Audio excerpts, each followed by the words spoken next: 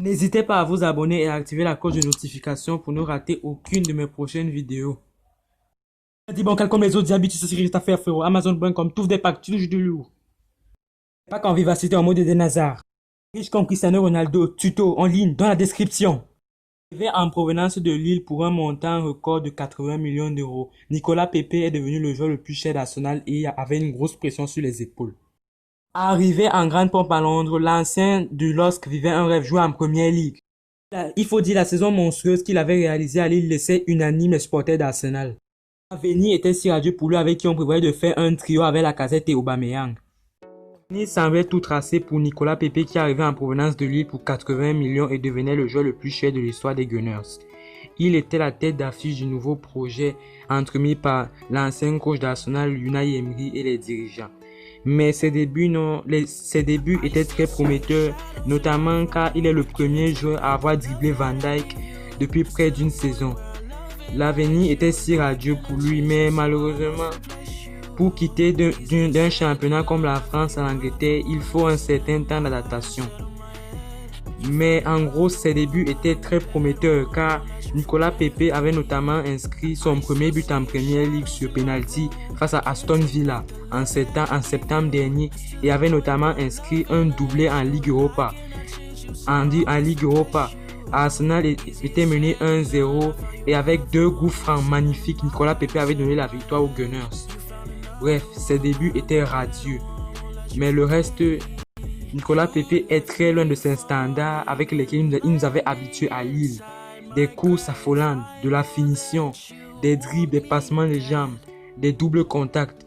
On est très loin de voir le Nicolas Pepe de Lille, capable de faire la différence à chaque instant. Il faut dire que au fur et à mesure, le natif de Paris a perdu confiance en lui et s'est même vu parfois être remplaçant lors des matchs, alors qu'il était vu comme la recrue phare du nouveau projet des Gunners d'Arsenal.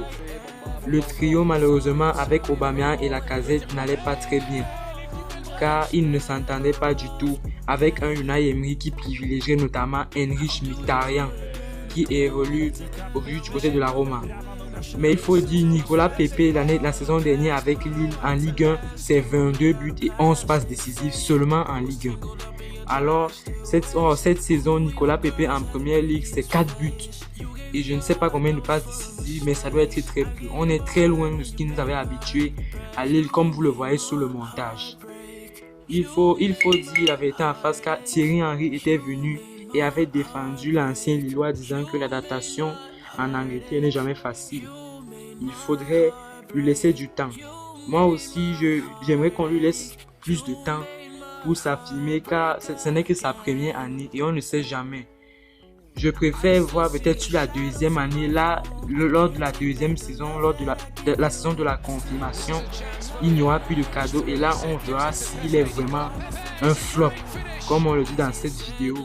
Mais pour moi, Pepe, c'est pas encore un flop car en effet, l'ancien Lillois avait commencé l'année 2020 en poupe, notamment grâce à son but et sa passe décisive délivrée le 1er janvier 2020 face à Manchester United, une victoire 2-0. L'ancien Lillois, on pensait qu'il nous avait mis d'accord sur le montant de son transfert, mais il faut dire la vérité, ce n'était qu'un petit moment de gloire car la régularité malheureusement n'a pas suivi et l'ancien Lillois est retombé dans ses anciens travers. Mais malheureusement, l'arrivée de Mikel Arteta ne va pas arranger les affaires de lui car Arteta privilégiant Edin Ketia, l'un des jeunes garçons du centre de formation d'Arsenal, et Bukayo Saka, le privilégiant à Nicolas Pepe. Ce qui fait que les affaires de l'ancien Lillois ne s'arrangent pas vraiment. Très irrégulier mais qui est bien revenu cette saison. Dites-moi dans les commentaires si c'est un flop, mais moi perso je crois toujours en Nicolas Pepe.